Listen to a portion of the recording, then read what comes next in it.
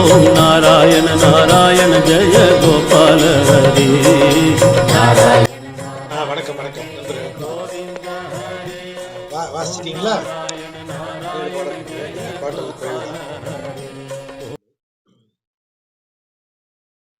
இன்றைக்கு நம்மாழ்வாரனுடைய பெரிய திருவந்தாதியினுடைய கடைசி 7 பாடல்கள், 81 87 வரைக்கும். மொத்த பெரிய திருவந்தாதிலையுமே நம்ம அந்த ஸ்ட்ரக்சர் பார்க்கலாம். நெஞ்சுக்கு உரைத்தல் அப்படிங்கிறது தான் நம்மாழ்வார் எடுத்துக்கக்கூடிய முக்கியமானது. ஏனென்றால் மனிதனின் நெஞ்சம் இறைவனை அணுகாத போது இறைவனது பிரம்மாண்டத்தை நினைத்து ஏங்குவதும், இறைவன் அந்த பிரம்மாண்டத்திலிருந்து நம்ம நெஞ்சுக்குள்ள அந்தர்யாமியாக உள்ளே வந்ததும் அவன் மேல ஒரு சின்ன அலட்சியம் காட்டுறதுமாக இருக்கக்கூடிய அந்த நெஞ்சின் போக்கை மீள மீள பேசக்கூடியவர் நம்மாழ்வார், குறிப்பாக பெரிய திருவந்தாதி முழுவதும். இப்ப இதுல இந்த பாட்டை ஆரம்பிக்கும் போதே எப்படி ஆரம்பிக்கிறாரு பாருங்க. 89வது பாட்டை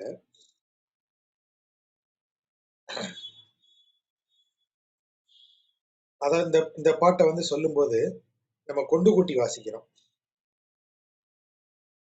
செழும் பறவை மேயார், பறவை என்றால் கடல் அப்படின்னு பொருள். பறவை இல்ல பறவை, பறவை என்றால் கடல்.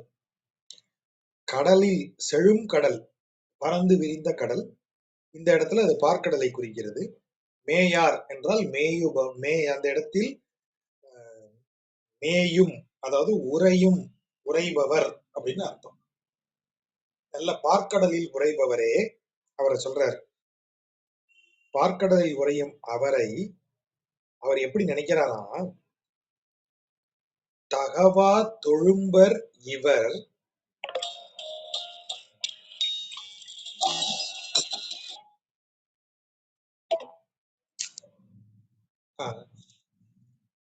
தகவா தொழும்பர் இவர், சீர்க்கும் துணை இலர் என்று தெரிந்து ஓரார்.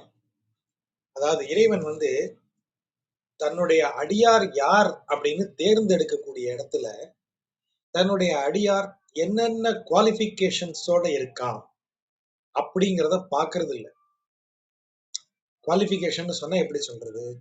அந்த அந்த குவாலிஃபிகேஷன் என்பது இன்னும் 1 2 3 4 இதெல்லாம் டிக் அடிச்சுட்டே வரேன். நான் இந்த இன்டர்வியூல பண்ற மாதிரி இந்த குவாலிட்டி இருக்கு, அந்த குவாலிட்டி இருக்கு, அந்த குவாலிட்டி இருக்கா, ரைட்டு பா, உன்னை நான் அடியாரா தேர்ந்தெடுத்துக்கிறேன், அந்த மாதிரி செய்வது இல்லை அப்படின்னு சொல்றாரு. சரி, சொல்றது இல்லை. வேற என்ன செய்ய, வேற எப்படி செலக்ட் பண்றாருன்னா, அவன் அதை எதையும் பார்க்க மாட்டேங்கிறான். அவன் இஷ்டத்துக்கு அவன் தனது அடியார்களை தேர்ந்தெடுத்துக் கொள்ளுகிறான். இப்ப அவர் என்ன சொல்றாரு? தகவா தொழும்பர். தகவா என்றால் தகவுங்கிற சொல்லில இருந்து வருது. தகவுன்னா என்ன? பொருந்தி போகுதல். நம்ம அதைதான் தகுந்தங்கிற சொல், தகுங்கிற வேர்ச்சொல்ல இருந்து எடுத்தோம். தகுந்த என்றால் பொருத்தமான, அப்படித்தானே சொல்றோம். இவரது அறிவுக்கு தகுந்த பணி வேண்டும், அறிவுக்கு பொருந்தி போகிற பணி வேண்டும், இந்த மணப்பெண்ணுக்கு தகுந்த மணமகன் வேண்டும், இந்த மணப்பெண்ணின் குணங்களுக்கு பொருந்தி போகிற மணப்பையன் வேண்டும். அப்ப இந்த தகுங்கிறது பொருந்தி போகிற. இந்த இடத்துல தொழும்பர் அப்படின்னு அடுத்த வார்த்தை வருது. தொழும்பர் என்றால் நமது மரபுல அடிமை, ஒருவருக்கு அடிமைப்பட்டவர்னு அர்த்தம். அப்போ தகவா தொழும்பர் என்றால் தகவுதல் என்றால் பொருந்தி போறது. அடிமையாக இருப்பதற்கு பொருத்தமானதாக இருப்பவர். அப்போ அது தகவு உள்ளவர். எதுக்கு தகவு உள்ளவர்னா அதுக்கு அடுத்த சொல் சொல்லுது. தொழும்பர், தகவு தொழும்பர்னு சொன்னா தொழும்பராக இருப்பதற்கு பொருத்தமானவர். தகவா தொழும்பர் அப்படின்னு சொன்னா தொழும்பு பணிக்கு, அடிமை பணிக்கு பொருந்தாதவர். சரி, அப்படி பொருந்தாதவர் இவர் யாரு? நம்ம தான். இறைவன் என்னைய பார்க்கிறான், பார்த்தாலே தெரியுது இந்த பையன் ஒழுங்காலாம் இது பண்ண மாட்டான், சரணாகதி பண்ண மாட்டான், அடிமை செய்ய மாட்டான், எல்லாவற்றையும் சரணாகதி செய்து இறைவனுக்கு அடிமைன்னு இருக்க மாட்டான், அதற்கு பொருத்தம் இல்லாதவன். அந்த சரணாகதிக்கு அந்த அடி ஆளாக இருப்பதற்கு, இறைவனின் திருவடியை வணங்கும் ஆளாக இருப்பதற்கு தகவா, பொருந்தாத ஆள் அப்படின்னு நான் என்னைய பார்க்க மாட்டான். சீர்க்கும் துணை இலர். இவன் ஒரு கதைக்கு ஆக மாட்டான், வேலைக்கு ஆக மாட்டான். சீர்க்கும் துணை இலர். சரி, நேரடியா இவனுக்கு தான் அறிவு இல்ல. இவன் வந்து இறைவனின் திருவடிகளை நினைக்க மாட்டான்னு தெரியுது. சரி, கூட சேர்ந்தவனையாவது உருப்படியா வச்சிருக்கானா? அவனாவது இவனை இறைவனின் திருவடிகளை நோக்கி திருப்பக்கூடிய நட்பு, அப்படிப்பட்ட சுற்றம், அப்படிப்பட்ட உற்றார் இவனுக்கு இருக்காங்களான்னு கேட்டா, இவன் துணையா தேடி வச்சிருக்கிறவன் பூரா இறைவனின் சீர்மையை நினைக்கிறவர்கள் அல்ல, உலக இன்பங்களை நோக்கி போகக்கூடியவங்க. அதான் சொல்றாரு, சீர்க்கும் துணை இலர். இறைவனின் சீருக்கும், அதாவது சீர் என்பது இங்கு இறைவனின் புகழ். இறைவனின் புகழை பேசும் துணையும் இவனுக்கு இல்லை. எவனுக்கு? நமக்கு தான். அவனுக்கு இல்லை. துணை இலர் என்று ஓரார். ஓர்தல் என்றால் கான்சியஸா இருக்கிறது, நினைச்சு பார்க்கிறது, நினைவில் இருக்குதல். என்ன சொல்றாரு? செழும்பறவை மேயும், அதாவது செழும் பார்க்கடலில் இருக்கும் நாராயணன் இவன், அதாவது பக்தனை நோக்கி, இவன் தொழும்பு பணிக்கு சரியா வரமாட்டான். இறைவனை வணங்கும் நம்மை நோக்கி திருப்பக்கூடிய துணைகளும் இல்லாமல் இருப்பவன் அப்படின்னு எல்லாம் நினைச்சு பார்க்க மாட்டானா. அப்படியெல்லாம் நினைச்சு பார்க்காம துணை இலர் என்று தெரிந்து ஓரார். அதாவது அப்ப அவனுக்கு தெரியாம செய்யறானான்னு ஒரு கேள்வி வருது இல்ல. என்னையா இறைவன் சொல்ற? இந்த பையன் ஒரு கதைக்கு ஆக மாட்டாங்கிறது தெரியுதே அவனுக்கு, தெரியாம தான் செய்யறானா அப்படின்னு கேட்டா, இறைவனுக்கு அது தெரியும். நம்ம என்ன லட்சணத்துல இருக்கோம்னு நம்மளை விட அவன் தான் நல்லா தெரிஞ்சவன். ஆனாலும் அதை ஒரு பொருட்டா நினைக்க மாட்டான். தெரிந்து, அது தெரிந்த பின்னும், எது தெரிந்து? இவன் தகவா தொழும்பன், சீர்க்கும் துணை இல்லாதவன் என்று தெரிந்தும் ஓரார், அத ஒரு கண்டிஷனா மைண்ட்ல வச்சுக்க மாட்டான். பகல் இரா என்பதுவும் பாவியாது. பாவித்தல் என்றால் கவனித்தல். பகல் இரவுன்னு கூட பார்க்காம எம்மை இகல் செய்து, இகல் செய்துனா என்னை சீண்டி, ஆக்சுவலி இகல்னா போர் செய்தல்னு அர்த்தம். இந்த இடத்துல இகல் செய்துனா என்னை சீண்டி விட்டுக்கிட்டே இருப்பான். என்னை சீண்டி விட்டு இருபொழுதும் ஆழ்வர், என்னைய இருபொழுதுலையும் ஆழக்கூடியவன். அது என்ன இருபொழுது? பகல் இரவு. ரெண்டுக்கு என்ன டிஃபரன்ஸ்? பகல் என்பது இறைவனை அறிந்து அந்த அறிவோடு நான் இருக்கக்கூடிய பொழுதுதான் பகல் பொழுது, ஒளி பொருந்திய பொழுது. இறைவனை அறியாமல் உலக இன்பங்களில் உழலும் பொழுதுதான் இரவு பொழுது. நாம நினைக்கிறோம் இறைவனை மறந்து நாம உலக இன்பத்துல ஈடுபடும் போது நமக்கு வந்து இறைவன் தெரிய மாட்டான்னு நினைக்கிறோம். ஆனா இறைவனுக்கு நாம தெரியும். அதுதான் இங்க நம்மாழ்வார் சொல்றாரு. உனக்கு தான்டா இறைவனை தெரியாது. உனக்குதான் இறைவனை நீ வணங்காம இருக்கும்போது இறைவன் இல்லைன்னு நீ நினைப்ப. ஆனா நீ வணங்காமல் இருக்கும் போதும் இறைவன் உன்னைய பார்த்துட்டு தான் இருக்கான். அதனாலதான் அவர் சொல்றாரு, இரு பொழுதும் ஆழ்வர். இருபொழுதும் என்னை ஆழ்வான். யாரு? செழும் பறவை மேயார் இகல் செய்து எம்மை இருபொழுதும் ஆழ்வர். என்னை எந்த நேரத்துல அவனே பார்த்துப்பான் அப்படின்னு இறைவனை சொல்றாரு. அடுத்த பாட்டுல இன்னும் தெளிவா சொல்றாரு. தீவினை ஏன்? யாரு? தன்னை சொல்லிக்கிறாரு. தீவினை ஏன்? கொடும் பாவம் செய்தவன் நான். ஏன்? தெரிந்துணர்வு ஒன்று இன்மையால். எனக்கு இந்த என்ன சொல்றது, தெரிந்துணர்வுன்னு ஒண்ணு இல்லை எனக்கு. எதை குறித்து? ஒரே ஒரே ஒரு எதை குறித்து எனக்கு தெரிந்துணர்வு இல்லை? கரந்துருவின் அம்மானை. மானை பிரிச்சு சொல்லணும். அந்த மானை. கரந்து என்றால் ஒளிந்து மறைந்துன்னு அர்த்தம். கரந்து உரு என்றால் மாற்று உரு, தன் உருவை மறைத்து வருவது, அதாவது மாறுவேடத்தில் வருவது.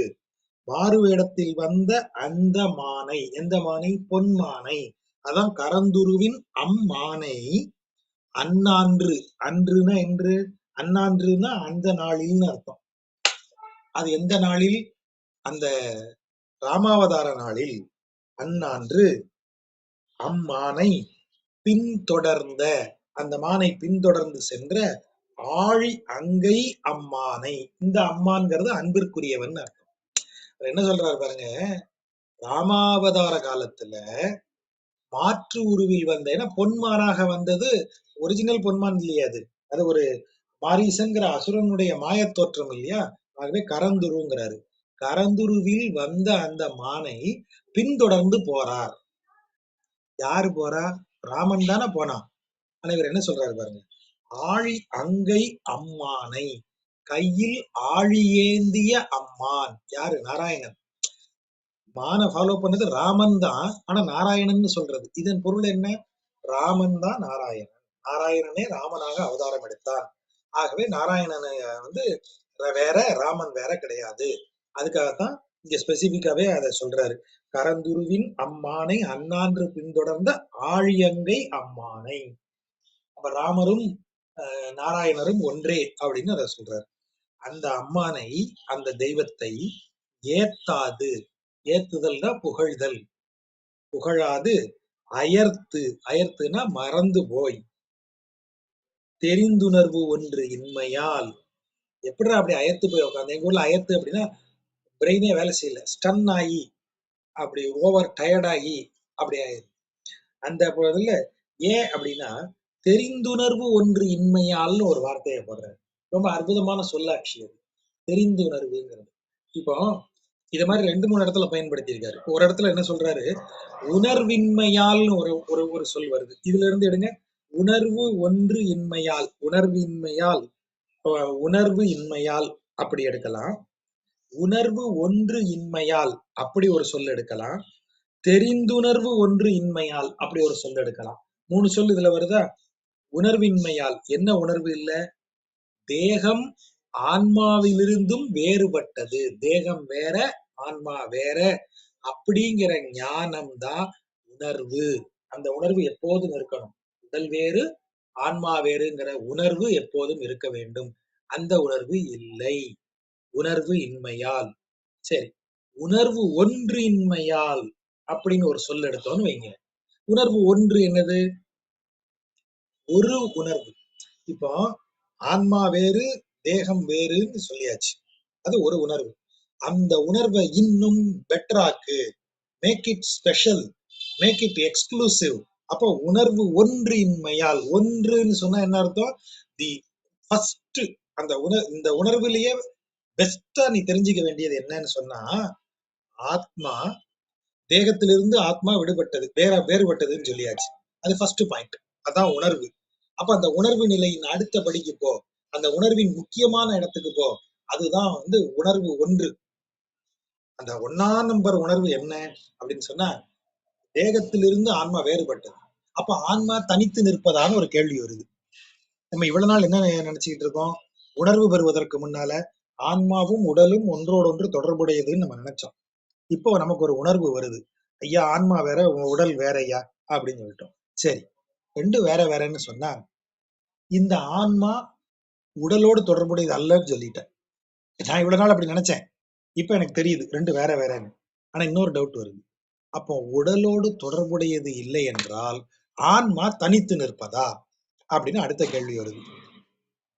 அப்போ வைணவர்கள் சொல்றாங்க, இல்லப்பா, இந்த உணர்வு ஒன்று, இந்த உணர்வினுடைய பெஸ்ட் பார்ட் என்னன்னா, உடலோடு சம்பந்தப்படாமல் நிற்கும் ஆன்மா எதோடு சம்பந்தமுடையது என்றால் பரம்பொருளாகிய நாரணனோடு சம்பந்தமுடையது. இந்த உடலோடு வேறுபட்ட அது நாரணனோடு ஒன்றுபட்டு நிற்பது. அது ஜீவான்மாவாகிய இது, அது பரமான்மா, இது ஜீவான்மா. பரமான்மாவோடு ஒன்றி நிற்பது, பரமான்மாவை சார்ந்து இயங்குவதே ஜீவான்மா. அந்த உணர்வு அடுத்த கட்டமா வரணும். அதான் உணர்வு ஒன்று. உணர்வு ஒன்றுனா முதன்மை உணர்வுங்கிற அர்த்தத்துல இங்க சொல்றாரு. முதல்ல அடிப்படை உணர்வு என்ன? உடல் வேறு, ஆன்மா வேறு. ரைட், உடலை கழிச்சாச்சு. இப்ப ஆன்மா தனித்து நிற்கிறதா? தனித்து நிற்கும் இயல்பு உடையதா ஆன்மா? இல்லப்பா, அதுதான் பெஸ்ட். அடுத்த உணர்வுக்கு வா, மேல்நிலைக்கு வா.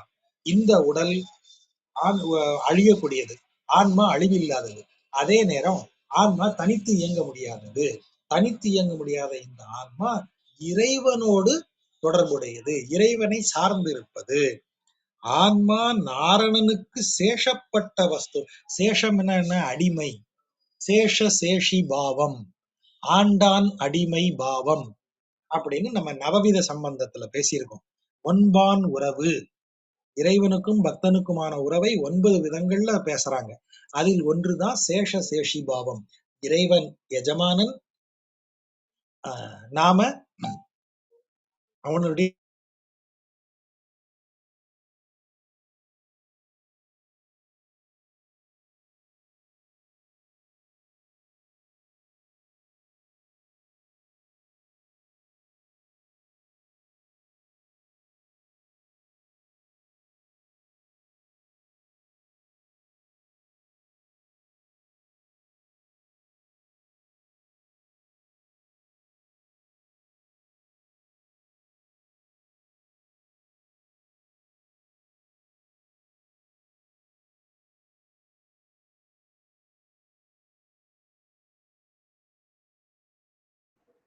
சார் கேட்கல சார்.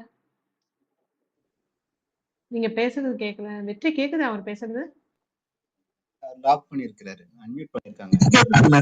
இப்பதான் மியூட் கேக்குது. பண்ணிருக்காங்களா? இல்லையே, இல்ல நான் அவர் தான் மியூட் பண்ணிருக்காரு. இவ்வளவு நேரம் இப்ப கேட்கலையா? கேக்குது. சுத்தமா கேட்கலீங்க சார். எனக்கு மட்டும் தான் பிரச்சனையா? மைக் ஆஃப் ஆயிடுச்சு ஜாஜா. மறுபடியும் அந்த முதல்ல இருந்து அதை சொல்லுங்க. அதை எது, எந்த பாட்டுல இருந்து? சேஷசேஷி பாவத்துல இருந்து சொல்லணும் ஜாஜா. அந்த பாவம் சேஷசேஷி பாவம். ஓ, அதுல இருந்தா சரி, நல்ல வேளை நான் இல்ல, அதையும் தாண்டி எனக்கு போச்சேன். 2வது பாக்குறதுல தான் எனக்கு பிரச்சனை தான். ஓ, அதெல்லாம் கிளியரா இருந்தது. இது தெரிந்துணர்வு சேஷசேஷி ஒன்றின்மையா பாவம் தான். அந்த அது பாட்டு. நிமிஷம் கொஞ்சம் ஆமா, ஒரு தெரிஞ்சு சவுண்ட் வரணும். கிடைச்சு, அப்புறம் அப்படியே சவுண்ட் கட் ஆயிடுச்சு. அப்புறம் உங்களுக்கு அன்மியூட் சரி. காட்டுச்சு ஜாஜா.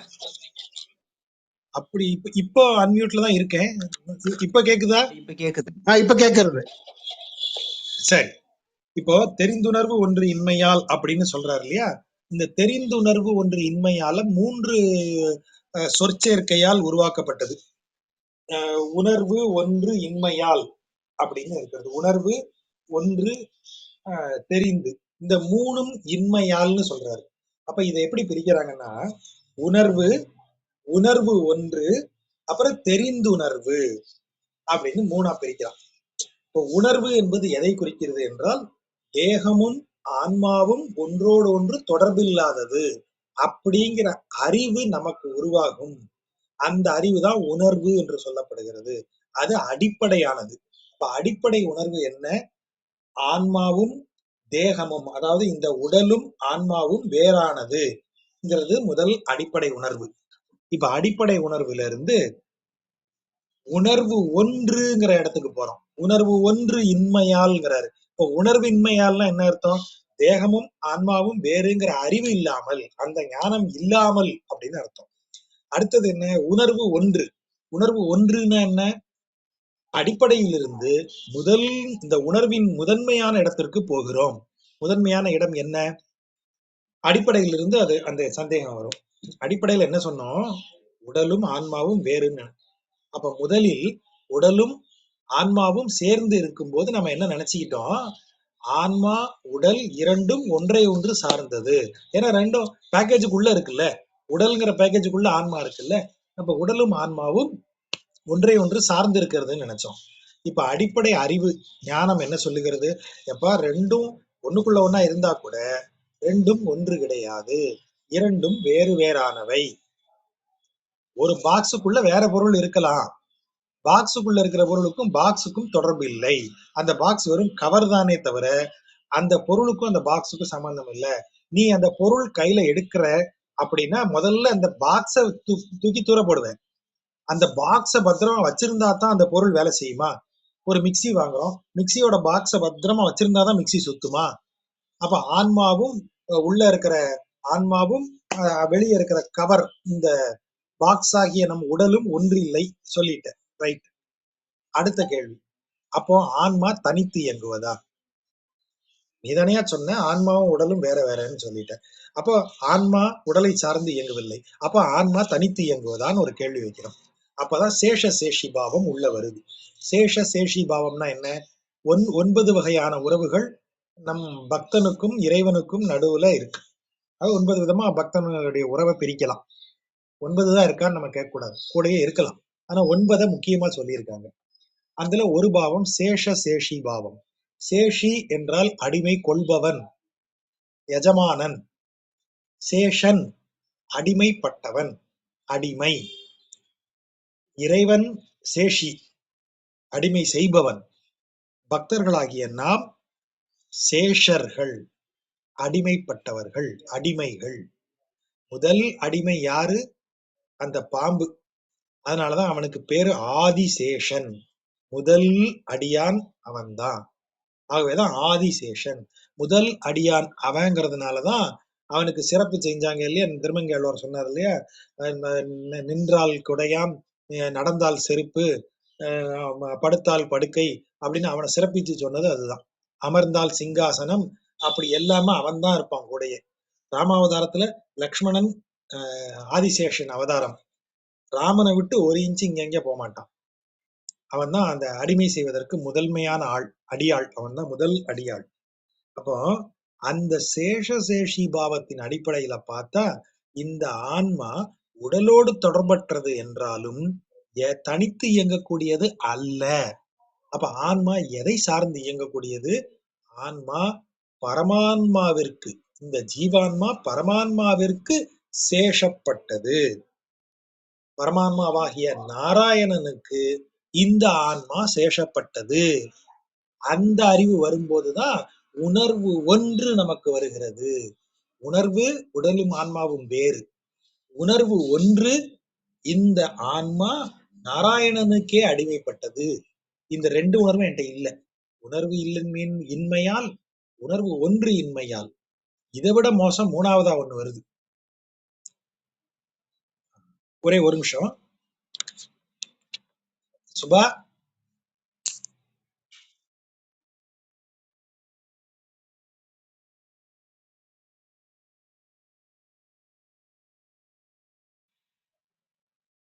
அடுத்து இந்த மூணாவதா வரக்கூடிய தெரிந்துணர்வு அப்படிங்கிறது என்ன அப்படின்னா, எதை தெரிந்து கொள்ள வேண்டும்? இந்த ரெண்டு உணர்வு நிலைகள் இருக்கு இல்லையா? ஒண்ணு முதல் உணர்வு, அடிப்படை உணர்வு தெரிந்து கொள்ள வேண்டும். இரண்டாவது அடிப்படை உணர்வினுடைய மேம்பட்ட நிலை என்னவோ அதை தெரிந்து கொள்ள வேண்டும். இந்த இரண்டையும் தெரிந்து கொள்வதற்கு ஒரு உணர்வு தேவைப்படுகிறது. அந்த உணர்வு என்ன என்றால், பகவத் சேஷத்துவத்திற்கு எல்லை நிலம் பாகவத சேஷத்துவம். அப்படின்னா என்ன அர்த்தம்? சேஷத்துவம் என்றால் அடிமை செய்தல், சரணாகதியாதல், பணிதல் அப்படின்னு வச்சுப்போம். பகவானை பணிவது என்பதற்கு எல்லை நிலம். எல்லை நிலம் என்றால் அதை பிராக்டிஸ் பண்றதுக்கான வாய்ப்பு, அதில் சென்று பணிவதற்கான இடம், அதன் பயிற்சி அல்லது அதனுடைய தொடக்கம் பாகவத சேஷத்துவம். இறைவனின் அடியார்களை பணிவது. இறைவனின் அடியார்களை பணிவதை தெரிந்து கொண்டாலே முதல்ல உணர்வு ஏற்படும். ரிவர்ஸ்ல வரும். தெரிந்து கொண்டு, எது தெரிந்துணர்வா இருக்கணும்? எப்பா எனக்கு வேற எதுவும் தெரியாது, ஆனா இறைவனின் அடியார்னு ஒருத்தன் வந்தா அவனை வணங்கி மரியாதை செய்வது எனக்கு தெரியும், அது போதையா உனக்கு கொஞ்ச நாள்லயே எது வந்துடும்? தேகம் வேறு ஆன்மா வேறுங்கிற அறிவு வந்துடும்.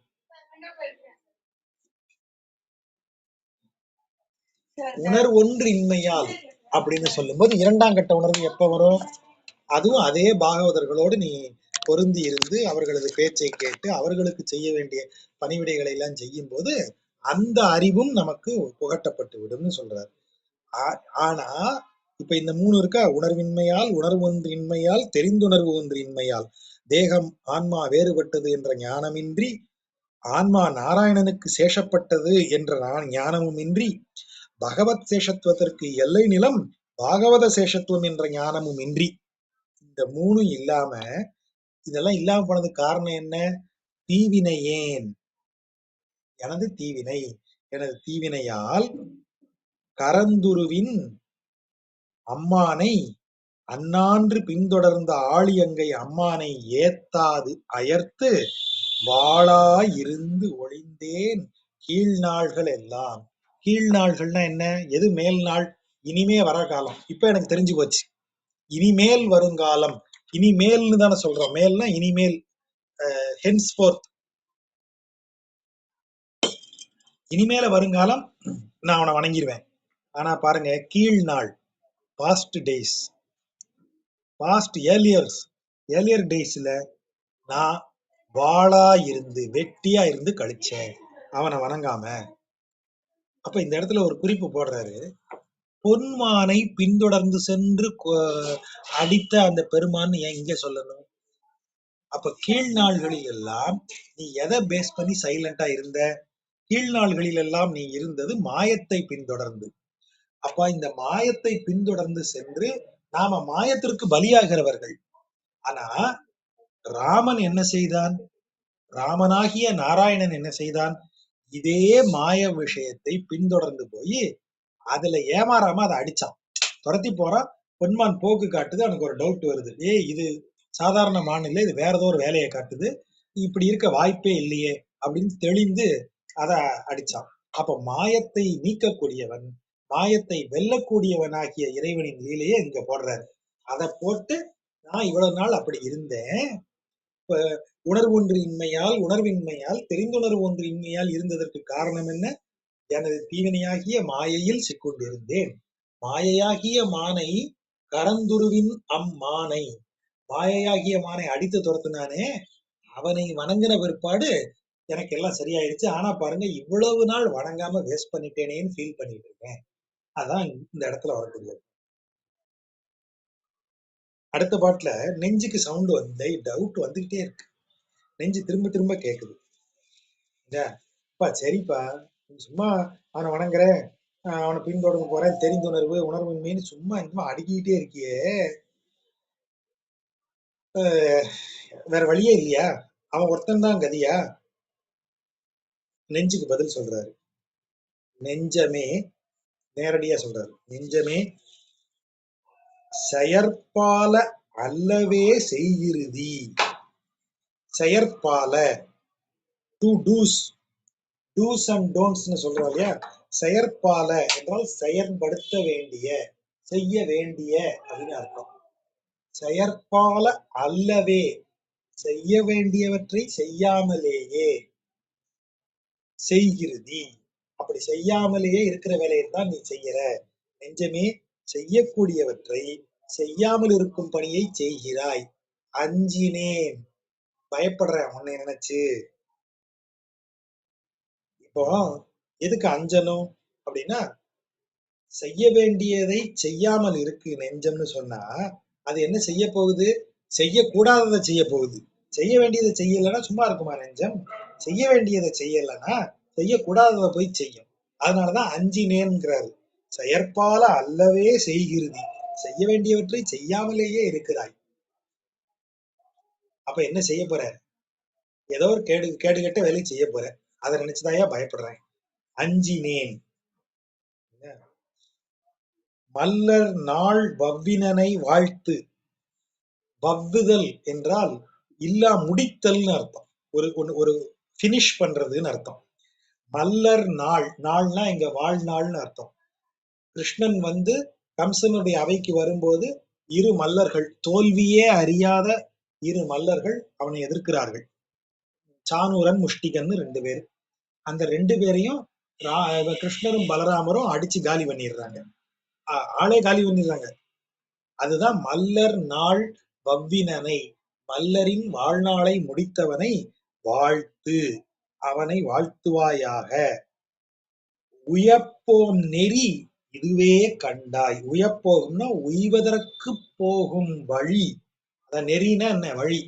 உய்வதற்கான நெறி, நம் கடை தேர்வதற்கான, வீடு பேர் அடைவதற்கான வழி இதுவே கண்டாய். எது? மல்லர் நாள் வவ்வினனை வாழ்த்துதல், மல்லர்களை வென்ற கிருஷ்ணனை வணங்குவதே நாம் நற்கதி பெறுவதற்கான வழி கண்டாய். நெஞ்சமே, பழையபடி சொல்றாரு, திரும்ப ஞாபகப்படுத்துறாரு. நெஞ்சமே 2 தடவை சொல்றாரு பாருங்க. முதல்ல நெஞ்சமேன்னு கூப்பிட்டு நீ செய்யக்கூடாத வேலையெல்லாம், செய்ய வேண்டிய வேலையெல்லாம் செய்யாம இருக்க, அதுக்காக நீ செய்யக்கூடாத வேலையை தான் செய்ய போறேன்னு நினைச்சு எனக்கு பயமா இருக்கு. அஞ்சினேன். செய்ய வேண்டியது என்ன தெரியுமா?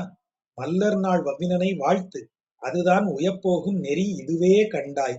நெஞ்சமே சொன்னேன், சொல்லிட்டேன். இந்த இடத்துல சொன்னேன்னா என்ன அர்த்தம்?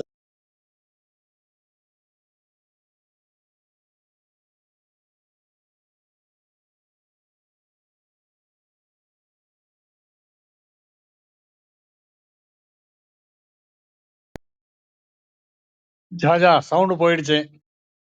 மைக் அன்மியூட்ல தான் இருக்கு, ஆனா வர மாட்டேங்குது. இப்ப வருது. எல்லாருக்குமே இப்படிதான் இருக்கா? இல்ல இப்பதான் மறுபடியும் அன்மியூட்ல தான் இருக்கீங்க, பட் சவுண்ட் வரல. இப்ப வருது. அப்படியா? இப்ப கேக்குதா? ம். இப்ப கேக்குது. இப்ப கேட்கறது. ம். எங்க இருந்து போச்சு? அப்புறம் முடிச்சிட்டீங்க ஜாஜா. ஆ, சரி. அயர்ப்பாய் என்றால் அயர்த்து போகுதல் என்றால் ரொம்ப ஒண்ணும் செய்யாம ஸ்டன் ஆகி போறது, வீணா போறதுங்கிற அர்த்தம் இந்த இடத்துல. அப்போ நான் என்ன சொல்றேன், நெஞ்சே நீ செய்ய வேண்டியவற்றை செய்யாமல் இருக்கிறாய். அப்ப நீ செய்யக்கூடாததான் செய்வ. அதை நினைச்சு நான் பயப்படுறேன். உனக்கு ஒண்ணு சொல்றேன் கேட்டுக்கோ. மல்லர்கள் வாழ்நாளை முடித்த அவனையே வணங்கு. அது ஒண்ணுதான் நாம பிழைத்து போவதற்கான வழி. சொன்னேன், உன்கிட்ட சொல்லிட்டேன்ப்பா. அயர்ப்பாய், நீ கேட்காம போய் தொலையறதா இருந்தா தொலை. அயராப்பாய், இல்ல கேட்டு உருப்படம்னா உருப்படு. அவ்வளவுதான்ப்பா. அவரு சொல்லிட்டாரு, சொல்றத சொல்லிட்டேன். நீ கேட்டுட்டு உருப்படுவியோ இல்ல உருப்படாம போவியோ உன் இஷ்டம் அப்படின்னு விட்டுட்டாரு. அடுத்த பாட்டுலயே அதான் சொல்றாரு. சொல்லி சொல்லி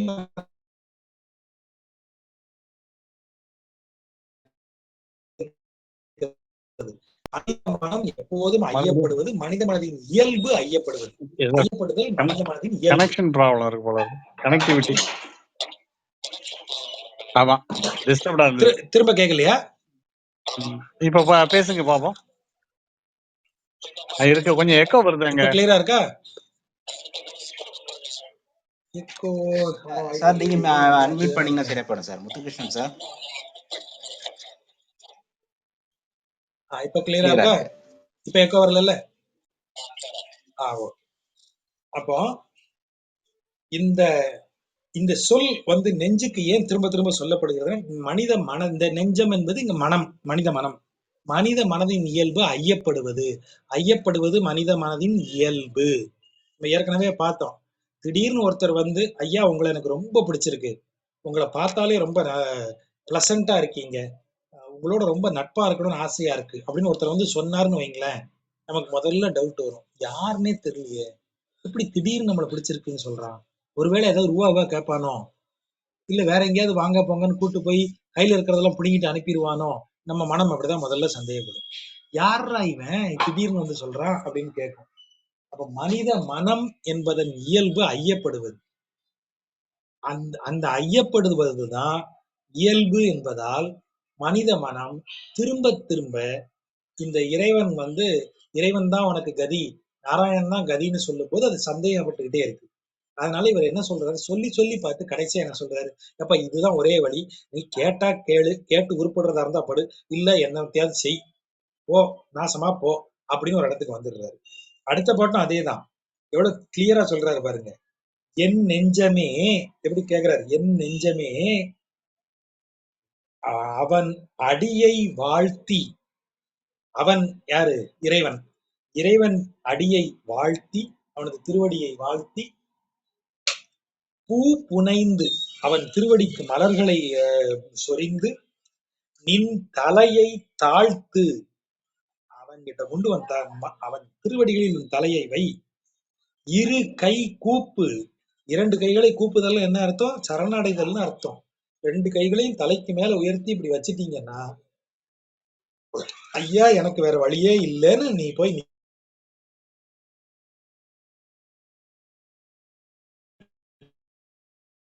என்றால் கொஞ்சம் இதாகுது ஜாஜா, விதி. சவுண்ட் வரல. ஏன் இப்படி ஆகுது? ஒரு நிமிஷம். இப்ப கேக்குதா நான் பேசுறது?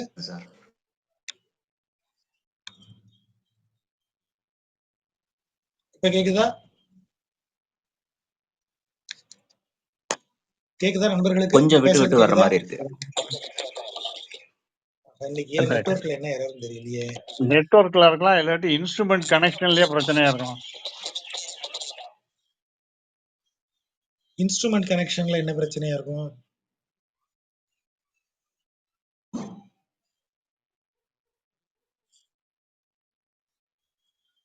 நான் ஒரு நிமிஷம் கட் பண்ணிட்டு திரும்ப வரேன். ஜாஜா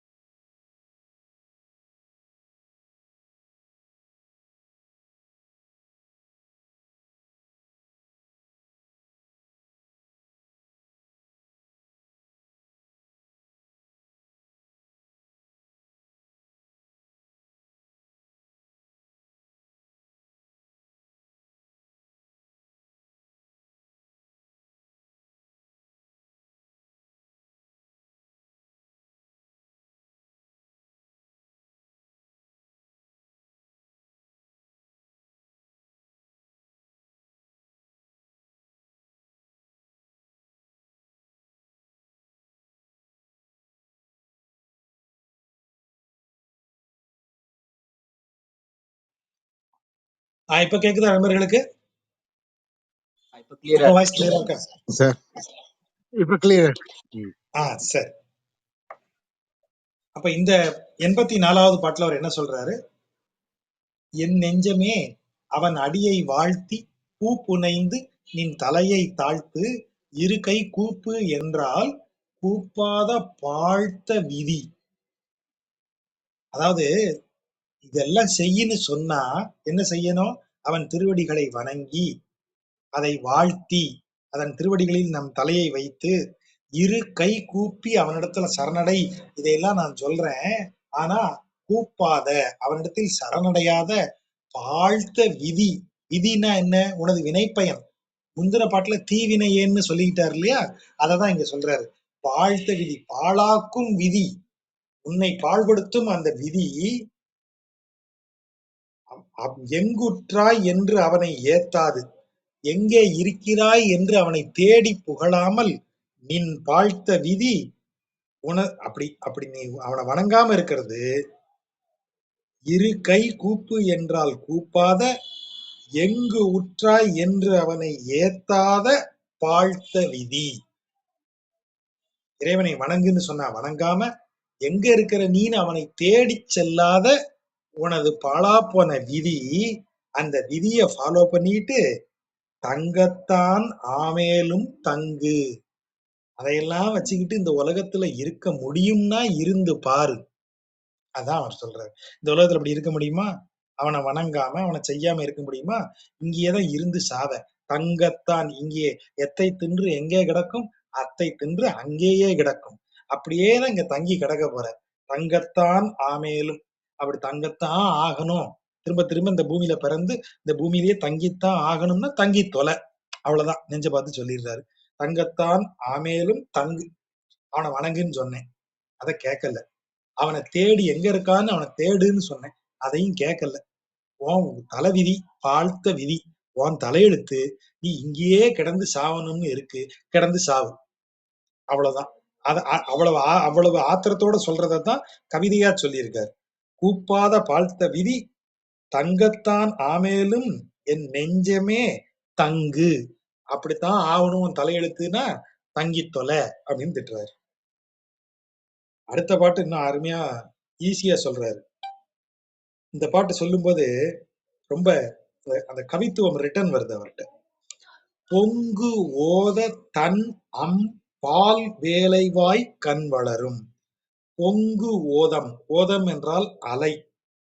பொங்கு ஓதம், பொங்கி வரும் அலைகள். தன் குளிர்ந்த, அம் அழகிய, பால் வேலை. பால் வேலை என்றால் கடல்னு பொருள்.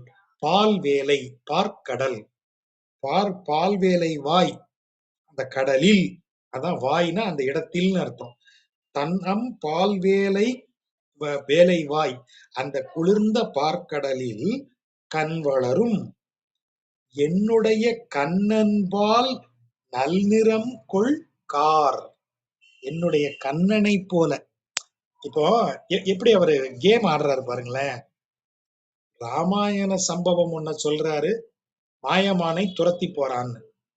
அப்ப எல்லாரும் வில்லோடு ராமன் துரத்தினான்னு சொல்லுவாங்க. நம்மால் என்ன சொல்றாரு? ஆழி அங்கை அம்மான்னு அவனை சொல்றாரு. கையில் சங்கை ஏந்தியவன், சாரி சக்கரத்தை ஏந்தியவன், சக்கரத்தை ஏந்தியவன் அந்த மானை துரத்துனான்றாரு. என்ன அவருக்கு தெரியாதா ராமாயணத்துல ராமன் தான் துரத்துனான்னு? ஏன் திரும்ப அந்த இடத்துல நாராயணனை கொண்டு வந்து போடுறாரு? பிகாஸ் நாராயணனே ராமன்னு சொல்றதுக்கு. அதே வேலையை எங்க காட்டுறாரு பாருங்க. பார்க்கடலில் பள்ளி கொண்டு இருப்பது நாராயண ரூபம், விஷ்ணுவாக பள்ளி கொண்டு இருக்கிறார். ஆனா பார்க்கடல்ல இருக்கிற கண்ணனின் நிறத்தைன்னு ஒரு வார்த்தையை போடுறாரு. அப்ப என்ன அர்த்தம்? கண்ணன் யாரு? அவனும் பரம்பொருளாகிய நாராயணன். நாராயணன் வேற கண்ணன் வேற இல்லையா? பார்க்கடல்ல இருக்கிற கண்ணன். சார் என்ன இப்படி சொல்றீங்க? பார்க்கடல்ல விஷ்ணு தான் இருப்பாரு. யோ, விஷ்ணு கண்ணன் எல்லாரும் ஒண்ணுதான் ஐயா, இப்படியும் சொல்லலாம் ஐயா அப்படின்னு முடிச்சிடுறாரு. இல்லைங்க, அந்த கையில சக்கரத்தோட அந்த மானை துரத்திட்டு ஓடினாரு பாருங்க ராமன்.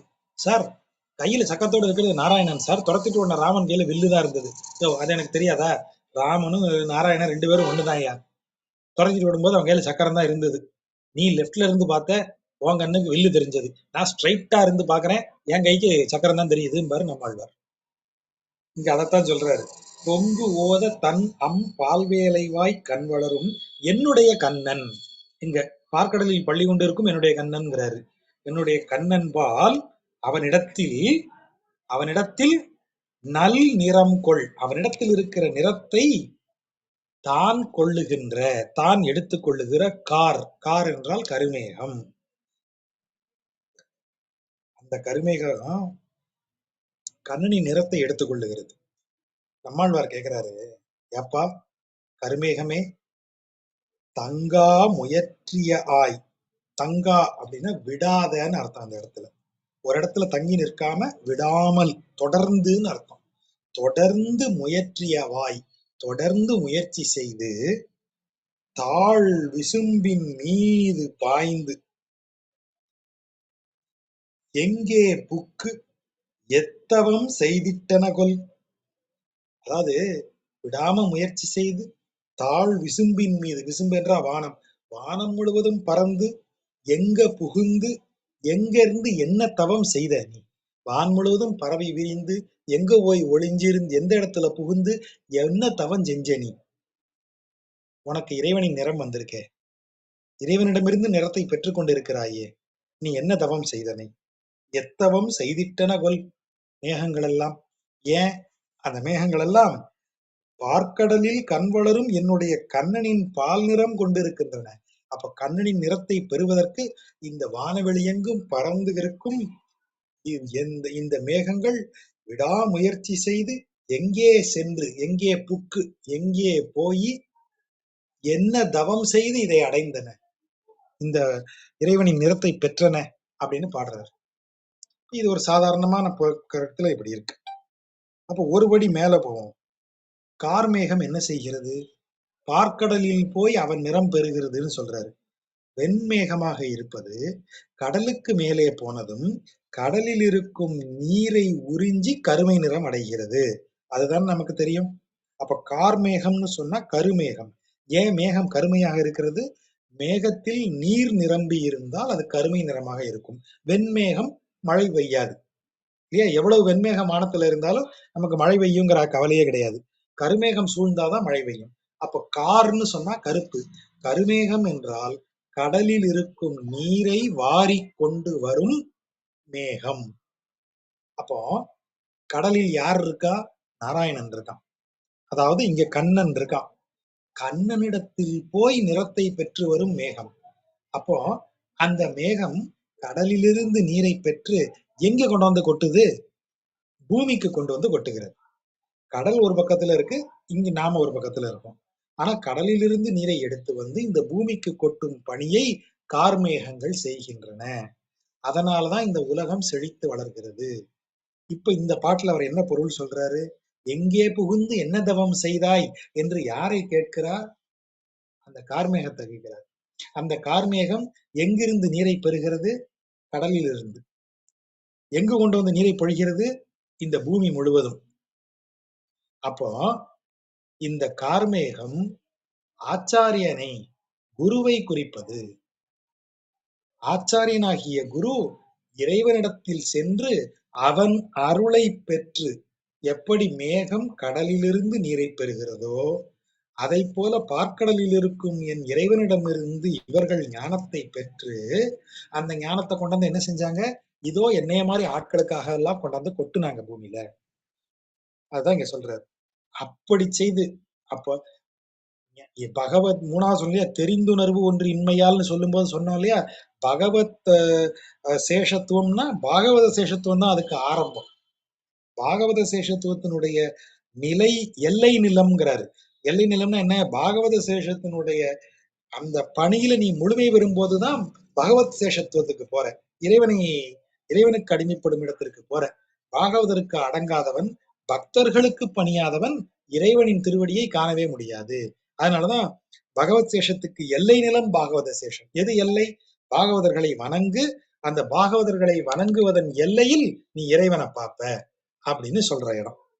அப்ப அந்த இடத்தான் இங்க சொல்றாரு. அப்ப அவனை காமிச்சு கொடுக்கக்கூடிய பாகவதர்கள், ஆச்சாரியார்கள் எல்லாமே இறைவனின் அருளை பெற்று அதை கொண்டு வந்து நமக்கு கொடுக்கக்கூடியவர்கள். எப்படி கருமேகம் கடலிலிருந்து நீரை வாரிக்கொண்டு வந்து பூமிக்கு அளிக்கிறதோ, அதை போல பார்க்கடலில் இருக்கும் இறைவனிடம் இருக்கிற ஞானத்தை, இறைவனின் அருளை தான் பெற்று நமக்கு கொண்டு வந்து கொட்டக்கூடிய ஆச்சாரியர்கள் இருக்காங்க. அவங்க எந்த தவம் செய்தார்களோ, என்ன பண்ணார்களோன்னு அவங்கள புகழ்ந்து சொல்றார். கார்கலந்த மேனியான் கைகலந்த ஆழியான். பாட்டுக்கு விளக்கமே வேண்டாம். கார்கலந்த மேனியில் என்ன நிறம் கலந்திருக்கிறது? கருமை நிறம். அதான் கார்கலந்த மேனி.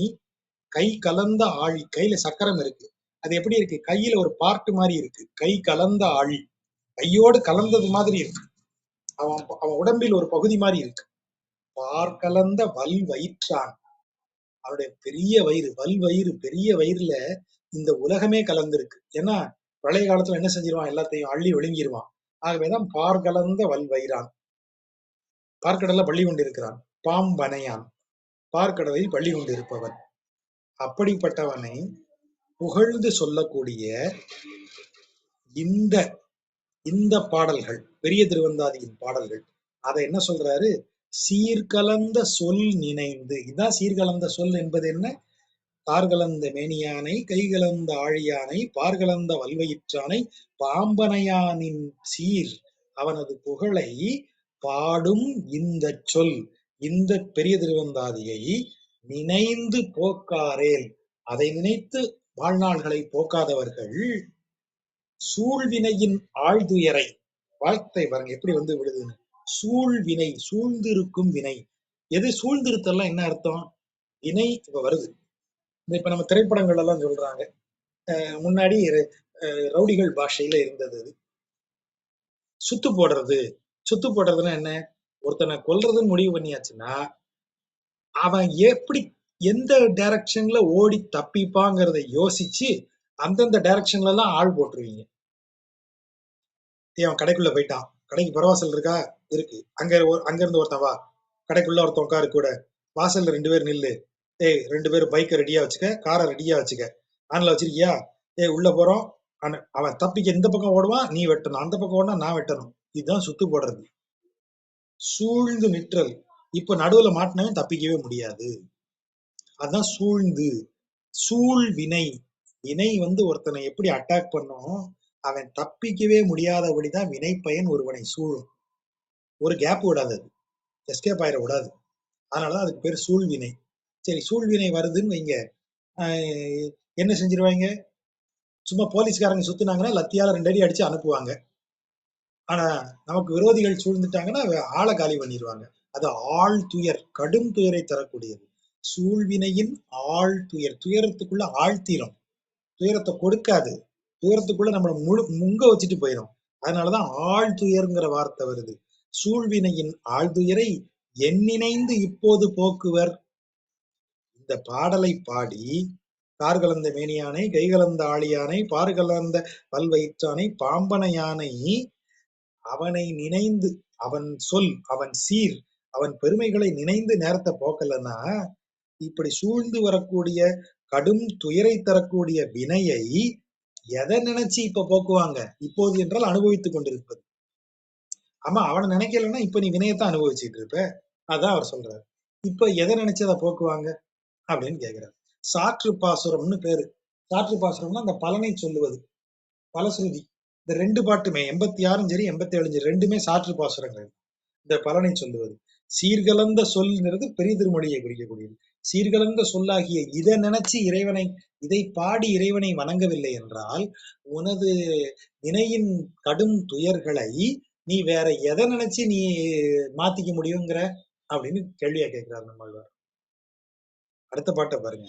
என் நெஞ்சே, தெளிவா சொல்றாரு. என் நெஞ்சே கை கழலா நேமியான். கழல் என்றால் அப்படி ஆபரணம்.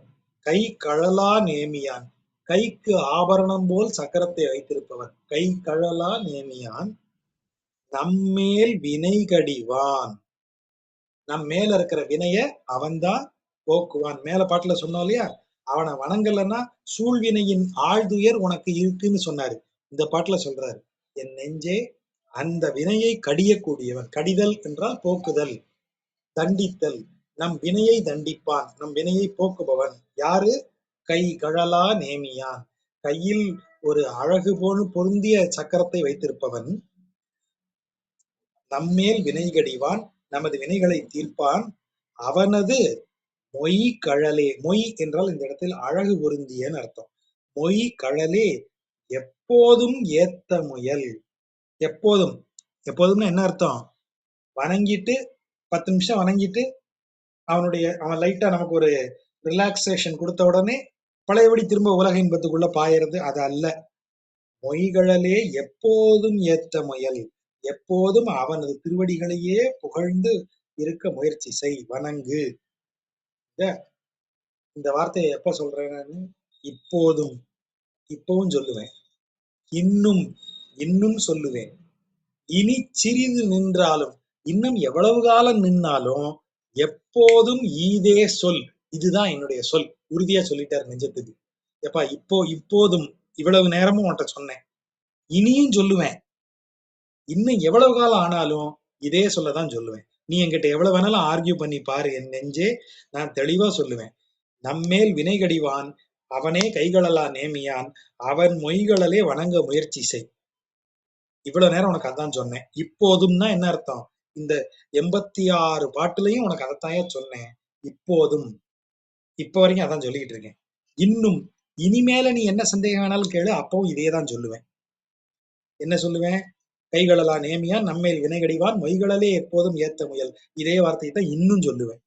இனி சிறிது நின்றாலும், இன்னும் கொஞ்ச நாள் வாழ்க்கை இருக்கு, இன்னும் எவ்வளவு நாள் நான் இந்த பூமியில நிக்க போறேனோ அவ்வளவு காலமும் எப்போதும் இதே சொல், எப்பனாலும் இந்த சொல் தான் என்னுடைய சொல். ஃபைனலா ஒரு பஞ்ச் வச்சு முடிச்சிட்டார். ரொம்ப அருமையான பாடல்கள். பெரிய திருவந்தாதி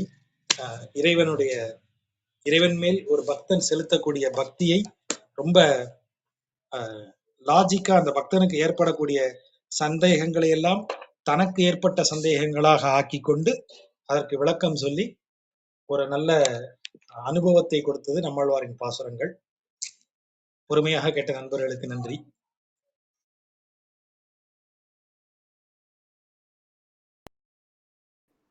நன்றி, நன்றி ஜாஜா. அருமையா இருந்தது. இதெல்லாம் கேட்கறதுக்கு எங்களுக்கு கொடுத்து வச்சது. அது நினைச்சாவே அப்படி இருக்கு. ரொம்ப ரொம்ப நல்லா இருந்தது ஜாஜா. யாராவது நண்பர்கள் ஏதாவது கேள்வி ஏதாவது இருந்ததுன்னா கேட்கலாம்.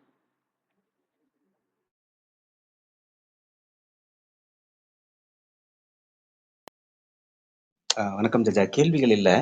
ஆனா அந்த திருவிருத்தத்தோட இத ஒரு கம்பேர் பண்ணணுன்ற ஒரு எண்ணம் எப்பவுமே வந்துகிட்டே இருக்கு. ஏன்னா அதுல வந்து ரொம்ப ஒரு கதறி கதறி அழுது அப்படிப்பட்ட ஒரு பாவனையில பாடின பாசுரங்கள்.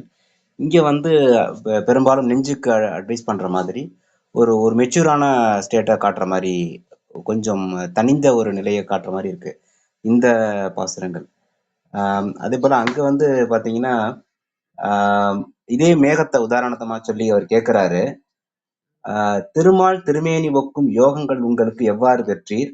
உயிரளிப்பான் மாகங்கள் எல்லாம் தெரிந்து நல்நீர்கள் சுமந்து நுந்தம் ஆகங்கள் நோவ வருத்தும் தவமாம் அருள் பெற்றதை. கேள்வி கேட்டு அவரே பதில் சொல்லிடுறாரு. ஆனா இந்த இடத்துல திரும்ப வந்து அதே கேள்வி வைக்கிறாரு. இது கொஞ்சம் வித்தியாசமான இடம் மாதிரி தெரியறது. இங்க வந்து பொங்கு போது தன்னம்பால் வேலைவாய் கண்படும் என்னுடைய கண்ணன்பால் நிறம் கொள்கார், அது எப்படி அவனுக்கு அந்த கருப்பு நிறம் வந்தது அப்படின்னு சொல்ற மாதிரி அந்த இடத்த கொண்டு இங்க கேள்வியாவும் அங்க பதிலாவும் இருக்கிற மாதிரி இருக்கு. அந்த இடம் கொஞ்சம் நல்லா ரசிக்கும்படியா இருந்தது. ஆமா, அதுல தலைவி போலி கண்டு பேசுதல்ங்கிற இடம் ரொம்ப ரொம்ப சரியா சொன்னீங்க. அது ரொம்ப தலைவி போலி கண்டு பேசுதல்னு சொல்லுவாங்க. மேகங்களோ உரையீர் திருமால் திருமேனிக்கும் யோகங்கள் உங்களுக்கு எவ்வாறு பெற்றீர், அதே பாசுரத்தை தான் இங்க இப்படி கரெக்டா மாத்துறாரு. என்னுடைய கண்ணன் பால் நல்நிறம் கொள்கார் அப்படின்னு. நீங்க சொன்ன மாதிரி இந்த திருவிருத்தம் முழுவதுமே நாயக நாயகி பாவம், தலைவன் தலைவி பாவத்தை தான் நிறைய பயன்படுத்தி இருக்காரு. ஆனா பெரிய திருவந்தாதி வரும்போது வேற ஆளே கிடையாது, அவர் நெஞ்சோடு பேசுவது மட்டும்தான். அந்த அந்த டிஃபரன்ஸ் தான். இது வந்து ஆன்ம விசாரம். தனியாக அமர்ந்து தனது நெஞ்சை தானே கேள்வி கேட்டு தனது நெஞ்சின் போக்கை சரியாக கணித்து அதற்கு தகுந்த மாதிரி பதில் சொன்னார். அங்க முழுவதுமே தலைவன் தலைவி பாவத்துல வேறொன்றாக நின்று பேசினார். இங்கு நேரடியாக தன் நெஞ்சை தானே முன்வைத்து பேசுகிறார். அந்த டிஃபரன்ஸ் கரெக்ட் நீங்க சொன்னது. அதே போல இந்த கடைசி பாசுரம் முத்தாய்ப்பா முடிச்சாரு இல்லையா? இப்போதும் இன்னும் இனிச்சிறிது நின்றாலும் எப்போதும் ஈதே சொல் அப்படின்னு சொல்லி இவர் வந்து ஒரு ஆசிரியர் இடத்துல இருந்து இதுதான் என்னுடைய சொல் அப்படின்றது முடிக்கிற மாதிரி இருக்கு. திருமொழி இசை ஆழ்வார் சொல்லும்போது அவரும் இதே ஸ்டேட்மெண்ட்டை கிட்டத்தட்ட அவரும் சொல்றாரு. அவர் சொல்லும்போது இனி சிறிது காலமே ஆனாலும் அவரு உன் அருள் என்பாலதே அப்படின்னு முடிக்கிறாரு. அந்த இடமும் இதுவும் கிட்டத்தட்ட ஒரு ஒரு க்ளோஸா இருக்கிற மாதிரி இருக்கு. ஆமா. இது இந்த நான்முகன் திருவந்தாதியில வரும். அதுலயும் இந்த பல இதுல இந்த பலஸ்ருதி மாதிரி அதுல வந்து வந்து இனிதே அரிதேன் எம்பெருமா உன்னை வந்து காரணன் நீ கற்றவை நீ கற்பவை நீ நல்கிரிசை நீ நன்கறிந்தேன் நான் அவரும் அந்த கடைசி இதுல அது மாதிரி முடிப்பாரு. சரி ஜாஜா, உங்களோட குரல் கேட்கல. இது நான் இது எதுவுமே பேசல, ஆன்ல இருந்துட்டேன்.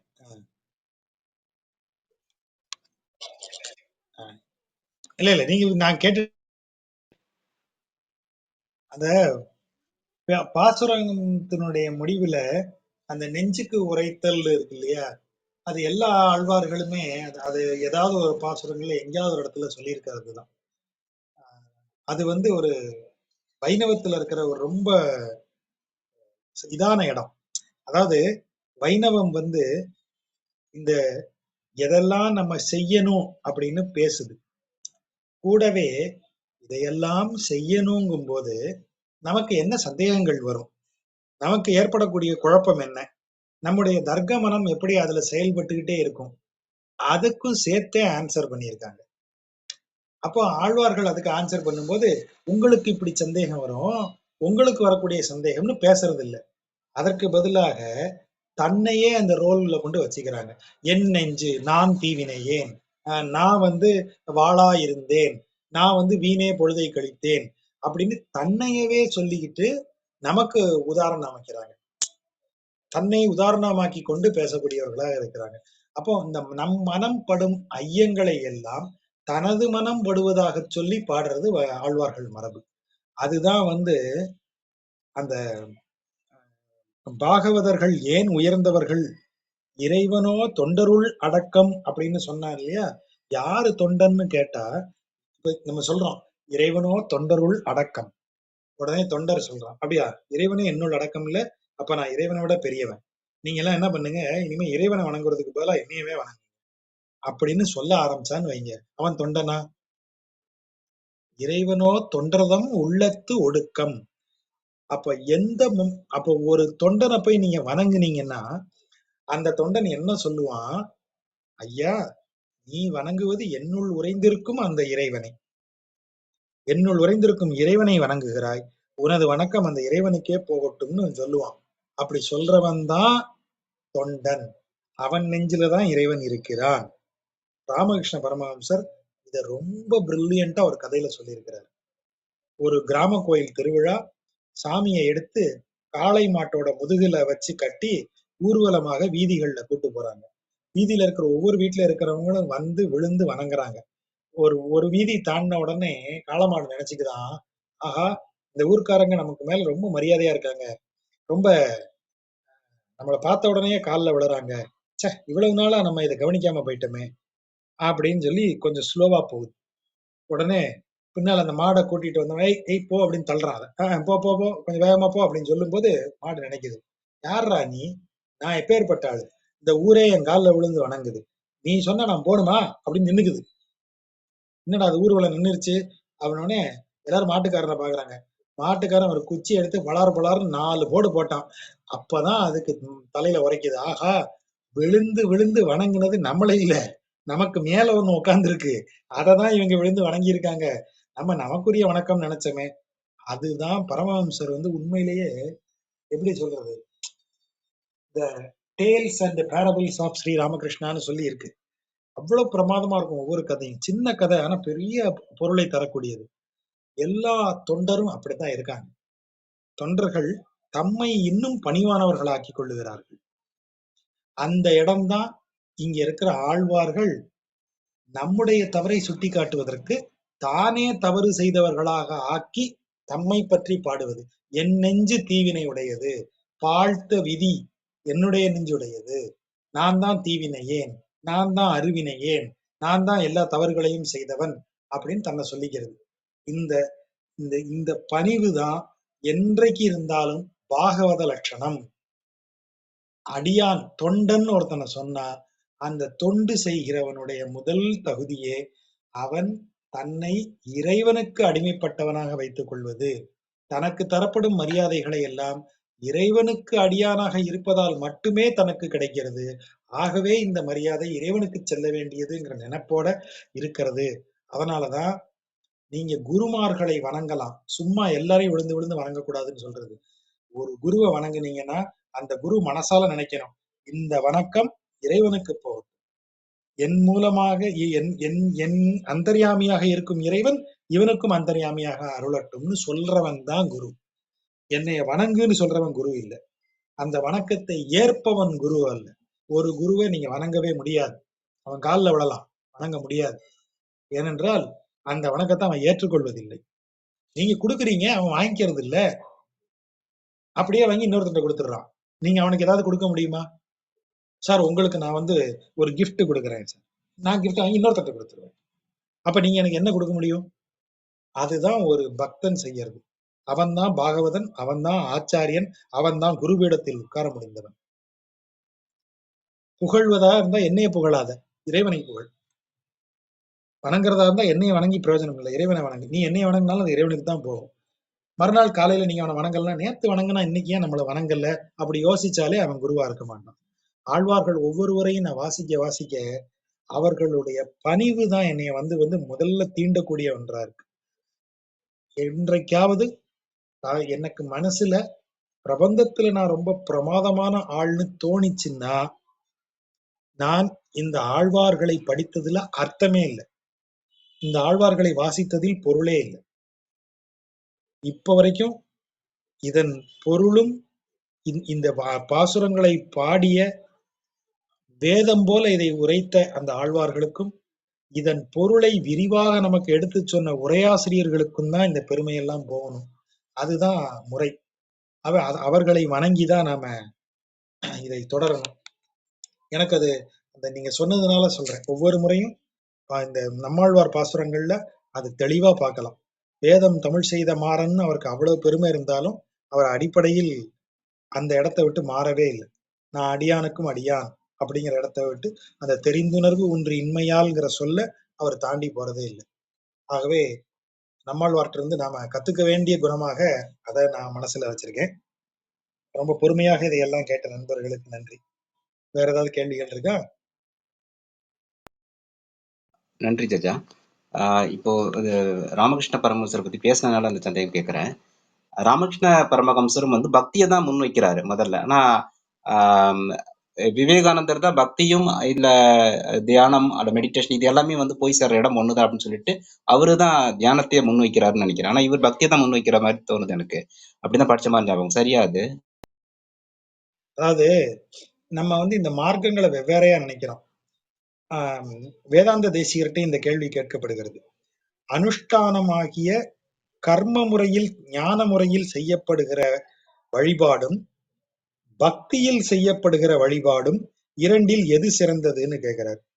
அவர் சொல்றாரு, அனுஷ்டானம் இல்லாத பக்தியாலும் பக்தி இல்லாத அனுஷ்டானத்தாலும் இறைவனை அடைய முடியாதுன்னு முடிச்சிடுறாரு. அப்ப என்ன பொருள்? தம்பி, நீ பக்தி செலுத்தலாம், இறைவன்ட்ட பக்தி செலுத்து. ஆனா அந்த பக்தி செலுத்தலையும் ஒரு அனுஷ்டானம், ஒரு முறை இருக்கிறது. ஒரு ஆசிரியனை வணங்கி அந்த முறைப்படி இறைவனை நீ அப்படிதான் பக்தி செய்யணும். அதாவது பக்தியில் இருக்கிற முறை என்ன என்றால் இறைவனை முழுமையாக சரணடைவது அப்படி இருக்கு. சரி, ஞானத்தின் வழி என்ன? ஞானம் என்பது ஒவ்வொரு வழிமுறையாக ஆராய்ந்து ஆராய்ந்து ஆராய்ந்து ஆராய்ந்து அதன் இறுதியாக பரம்பொருளை அடைவது. எது பரம்பொருள், அதை எவ்வாறு அடைவதுங்கிற ஞானத்தை நீ சேரும்போது அது இறைவன்ட்ட தான் வரும். பக்தி இறைவன்ட்ட தான் வரும். ரெண்டுமே ஒரே தான், வேற ஒண்ணும் இல்லை.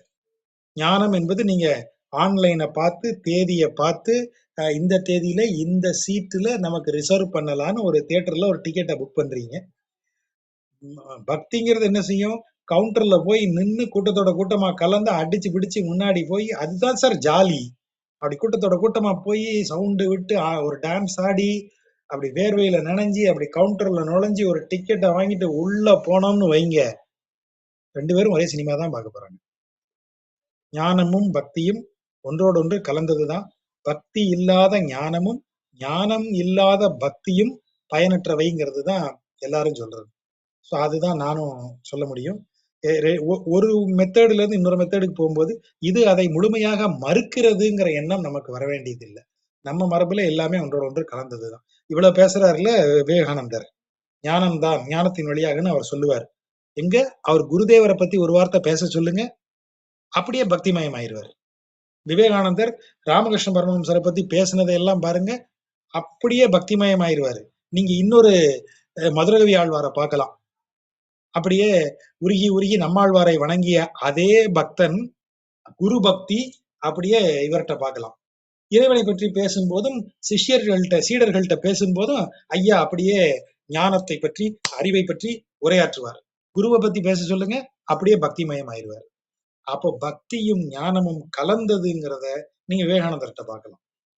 பரமஹம்சர் அதேதான், எல்லா தியான முறைகளையும் கையாண்டு வைராகி இடத்துல போய் உட்கார்ந்து கற்றுக்கொண்டு எல்லா இடத்துலையும் கற்றுக்கொண்டுதான் கடைசியா காளிட்ட பக்தி செலுத்தி அதன் வழியாக வருகிறார்.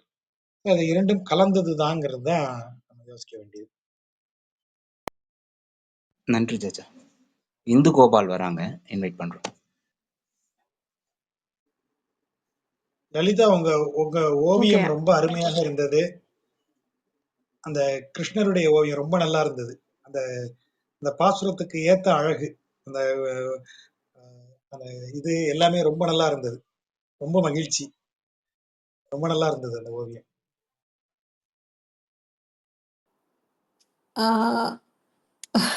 ரொம்ப தேங்க்ஸ் ஜாஜா. உங்களுக்கு நன்றி அப்படின்னு சொல்றதை விட நான் வந்து உங்களுக்கு ஒரு கிஃப்ட் அப்படின்னு சொன்னேன் இல்லையா?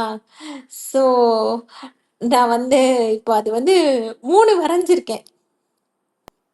அதே 3 வரைஞ்சிருக்கேன். அதுல வந்து உங்களுக்கு 1. அது உங்களுக்கு வரையறத வந்து இப்ப நான் இத கேட்டுட்டே வரைஞ்சிட்டு இருக்கேன்.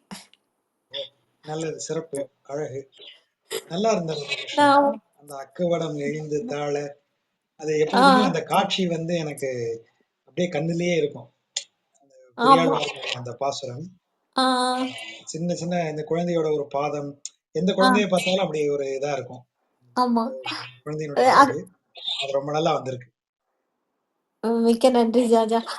ஆனா அது நான் வந்து நீங்க சொன்னப்பவே நான் முடிவு பண்ணிட்டேன். அததான் உங்களுக்கு வரைஞ்சி கொடுக்கணும்னு. நல்லது, நல்லது, நல்லது. நன்றி.